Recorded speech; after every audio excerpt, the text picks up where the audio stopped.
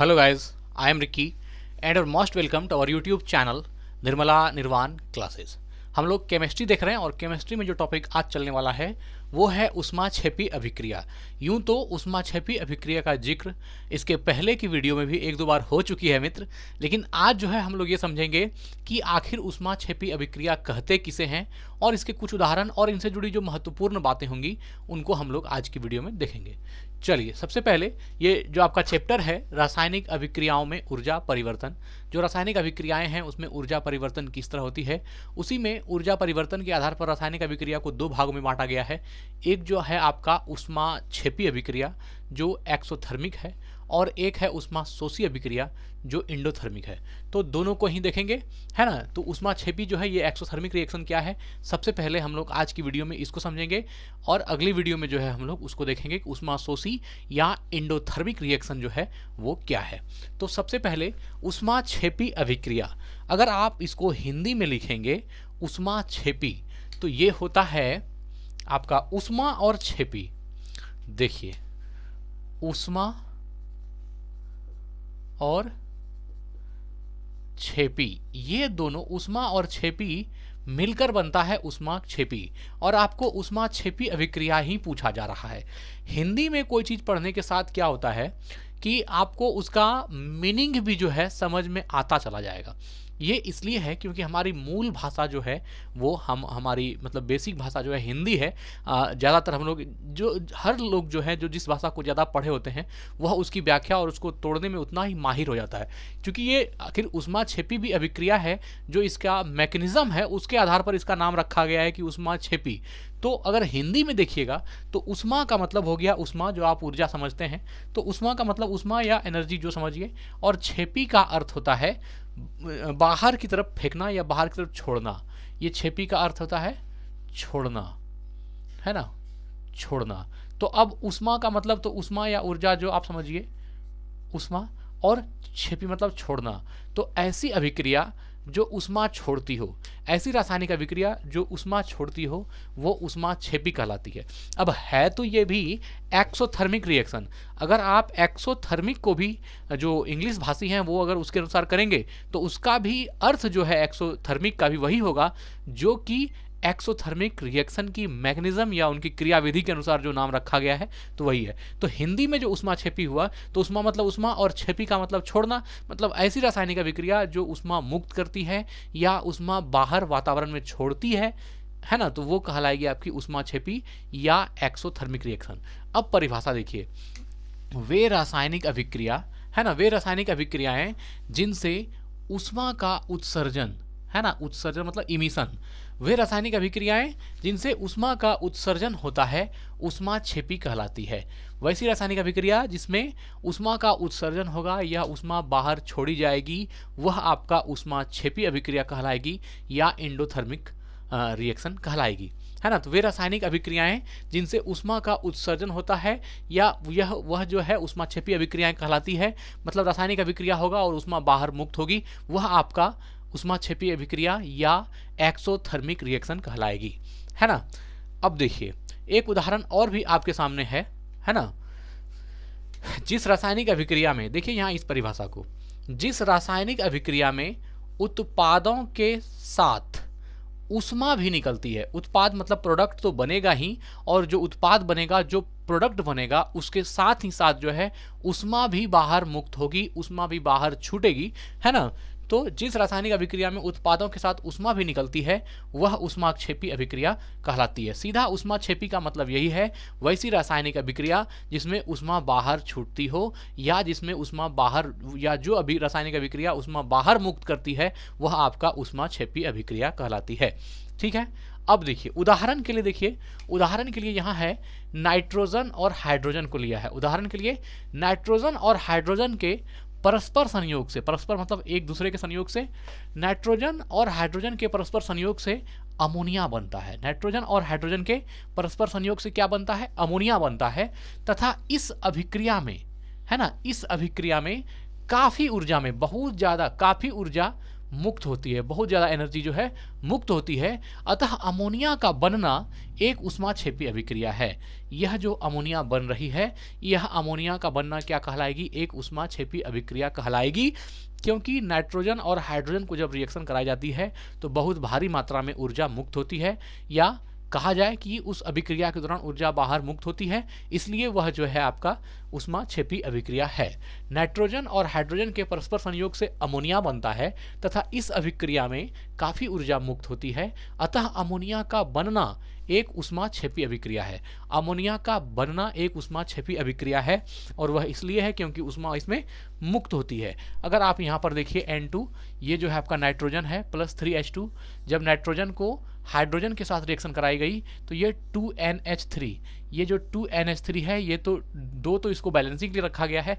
NH3 जो है ये आपका अमोनिया है ना, ये है आपका अमोनिया। और अमोनिया बनने के साथ ही क्या हुआ? बहुत ज़्यादा अमाउंट में जो है ऊष्मा जो है बाहर मुक्त हो गई। ऊष्मा जो है बाहर मुक्त हो गई, इसको ऐसे दिखाया जाता है, मतलब ऊष्मा जो है बाहर निकली। तो नाइट्रोजन और हाइड्रोजन के परस्पर संयोग से अमोनिया बनता है तथा इस अभिक्रिया में काफ़ी ऊर्जा मुक्त होती है। अतः अमोनिया का बनना एक ऊष्माक्षेपी अभिक्रिया है। अमोनिया का बनना एक ऊष्माक्षेपी अभिक्रिया है, यह हम लोग इस बेसिस पर कहते हैं क्योंकि इस अभिक्रिया में ऊष्मा मुक्त होती है, और जिस अभिक्रिया में ऊष्मा बाहर मुक्त होगी वह ऊष्माक्षेपी होगी। अगला उदाहरण देखिए, कार्बन को हवा में जलाने पर कार्बन डाइऑक्साइड बनता है। कार्बन को जब आप हवा में जलाएंगे तो वह ऑक्सीजन की मदद से जलता है, तो कार्बन को हवा में जलाने पर कार्बन डाइऑक्साइड बनता है। इस अभिक्रिया में भी ऊष्मा मुक्त होती है। अब जब कार्बन डाइऑक्साइड बनता है तो इस अभिक्रिया में भी ऊष्मा मुक्त होती है, अतः यह एक ऊष्माक्षेपी अभिक्रिया है। इसलिए यह भी जो है कार्बन डाइऑक्साइड का बनना, यह भी एक ऊष्माक्षेपी अभिक्रिया है, या कह सकते हैं एक्सोथर्मिक रिएक्शन है। इसका एग्जाम्पल देख लीजिए, यहाँ ये आपका कार्बन है और ये आपका ऑक्सीजन O2 है, C+O2 ये बन गया CO2। यहाँ पर प्रोडक्ट तो कार्बन डाइऑक्साइड हो गया और यहाँ पर जो है ऊष्मा मुक्त हुई। ये जो है एनर्जी या ऊष्मा जो है ये बाहर मुक्त हुई, तो यह जो है आपका किस में आ जाएगा? एक्सोथर्मिक रिएक्शन में आएगा, अर्थात ऊष्माक्षेपी अभिक्रिया में आएगा। जिसमें भी जिस रासायनिक अभिक्रिया में ऊर्जा मुक्त होती हो वह आपका ऊष्माक्षेपी अभिक्रिया है। ठीक है, ये दो उदाहरण आपने देख लिया। अब कुछ जो है ऑब्जेक्टिव में जो आपसे प्रश्न पूछ सकते हैं तो वो वन लाइनर है, देखिएगा, इसको समझिएगा। जिस रासायनिक अभिक्रिया में उत्पादों के साथ ऊष्मा भी निकलती है ना, उत्पाद तो मिलते ही हैं। जब रासायनिक अभिक्रियाएं होंगी तो उत्पाद प्रोडक्ट तो बनेंगे ही, तो उत्पाद के साथ ऊष्मा भी निकलती है, उत्पाद बनता है और ऊष्मा भी निकलती है, वो आपका ऊष्माक्षेपी अभिक्रिया कहलाती है। वो क्या कहलाएगी? ऊष्माक्षेपी अभिक्रिया या एक्सोथर्मिक रिएक्शन कहलाएगी। ऊष्मा उत्पाद के साथ क्या निकलेगी? ऊष्मा भी निकलेगी, उत्पाद भी निकलेगा और साथ ही कुछ मात्रा में जो है ऊष्मा भी निकलेगी, तो वह आपका ऊष्माक्षेपी या एक्सोथर्मिक रिएक्शन कहलाएगी। ठीक है, चलिए आगे है। इसमें ऊष्मा या प्रकाश के रूप में ऊर्जा निकलती है। अब कहा जा रहा है ऊष्माक्षेपी अभिक्रिया के बारे में कि इसमें ऊष्मा तो निकलती है, लेकिन हमेशा ये मत समझिए कि ऊष्मा ही निकलती है। कभी कभी ऊष्मा भी निकलेगा और प्रकाश भी निकलेगा, या फिर कभी कभी प्रकाश के रूप में ऊष्मा निकल जाएगी, यह भी हो सकता है। तो ये याद रखिएगा कि इसमें ऊष्मा या प्रकाश के रूप में ऊर्जा निकलती है। ऊर्जा निकलेगी, चाहे वो ऊष्मा के रूप में निकले या प्रकाश के रूप में निकले, या फिर प्रकाश और ऊष्मा दोनों के रूप में निकले। इसमें ऊष्मा प्रकाश के रूप में है ना ऊर्जा निकलती है। अब इसका उदाहरण है ना, माचिस की तिल्ली। यहाँ इसमें कहने का मतलब हो गया कि ऊष्माक्षेपी अभिक्रिया में ऊष्मा या प्रकाश के रूप में ऊर्जा निकलती है। ऊष्माक्षेपी अभिक्रिया में है ना, ऊष्माक्षेपी अभिक्रिया में ऊष्मा या प्रकाश के रूप में, ऊष्माक्षेपी अभिक्रिया में ऊष्मा या प्रकाश के रूप में ऊर्जा निकलती है। माचिस की तिल्ली से है ना, माचिस की तिल्ली से प्रकाश का मिलान करना ऊष्माक्षेपी अभिक्रिया है। माचिस की तिल्ली से प्रकाश है ना, माचिस की तिल्ली से प्रकाश का मिलान करना, मिलान का मतलब हुआ प्रकाश का जलना या आग का लगना या प्रकाश उद्दीप्त होना, ये जो है आपका जलना के सेंस, मिलान के सेंस में लिया गया है। माचिस की तिल्ली से प्रकाश का मिलान करना ऊष्माक्षेपी अभिक्रिया है। माचिस की तिल्ली को आप क्या करते हैं, जब उसके बॉक्स में बने हुए जो फास्फोरस है उसके ऊपर जब तिल्ली को रख कर हम लोग खींचते हैं ऐसे, तो उससे आग जल जाती है। तो वह उदाहरण जो है माचिस की तिल्ली से प्रकाश का मिलान करना ऊष्माक्षेपी अभिक्रिया है। और इस ऊष्माक्षेपी अभिक्रिया में ऊष्मा भी मुक्त होती है और प्रकाश भी, है ना। ऊष्मा और प्रकाश जो है ये मुक्त होती है, ऊष्मा मिलती है हमको और हमको प्रकाश भी मिलता है उत्पाद के रूप में। तो यह भी एक रासायनिक अभिक्रिया है। आप जानते हैं माचिस बॉक्स जो होता है उसके ऊपर रेड फास्फोरस लगी होती है और उसके ऊपर जैसे ही बारूद से जो आपका गन पाउडर जिसको बोलते हैं, उस बारूद की तिल्ली को जो लकड़ी में लगी होती है उसको रख के जब हम घिसते हैं तो वहाँ भी रासायनिक अभिक्रिया होती है और उसके दौरान भी आग प्रदीप्त होता है, आग जल जाता है। तो वह उदाहरण भी किसका है, वह उदाहरण भी एक्सोथर्मिक रिएक्शन का है, अर्थात ऊष्माक्षेपी अभिक्रिया की है। चलिए, लकड़ी जलना, ये जो लकड़ी जलती है, लकड़ी का जलना भी इसका उदाहरण है। लकड़ी का जलना, जो लकड़ी जलती है, जो हम लोग खाना वाना बनाते हैं या लकड़ी जला के हम लोग आग में तापते हैं, तो उस लकड़ी का जलना भी, वह भी क्या है, एक्सोथर्मिक रिएक्शन का एग्जाम्पल है, उदाहरण है, अर्थात ऊष्माक्षेपी अभिक्रिया का उदाहरण है। अरे लकड़ी जलना, कॉपी जलना, किताब जलना, जो चीज़ें भी जल रही है वो किसका उदाहरण होगा। जलने का मतलब है कि वह ऊष्मा बाहर दे रही है और प्रकाश भी दे रही है। तो या फिर कोई भी रिएक्शन या प्रकाश दे या ऊष्मा दे, जो भी बाहर की तरफ दे वह आपका क्या कहलाएगी, वह आपका एक्सोथर्मिक रिएक्शन अर्थात की ऊष्माक्षेपी अभिक्रिया कहलाएगी। चलिए आगे बढ़ते हैं। यहाँ पर जिस रासायनिक अभिक्रिया में उत्पादों के साथ ऊष्मा भी निकलती है वह ऊष्माक्षेपी अभिक्रिया कहलाती है। यहाँ CH4 गैस के रूप में लिया गया है और O2 जो है ये गैस है। CH4 को और O2 को, दोनों को रिएक्शन, मेथेन और ऑक्सीजन का रिएक्शन कराया गया। यहाँ CO2 गैस के रूप में मिला और H2O जो है ये भी गैस के रूप में जो है भाप, लिक्विड रूप में होगा, गैस के रूप में होगा भाप, तो ये H2O मिला और जो है यहाँ पर ऊर्जा मुक्त हुई।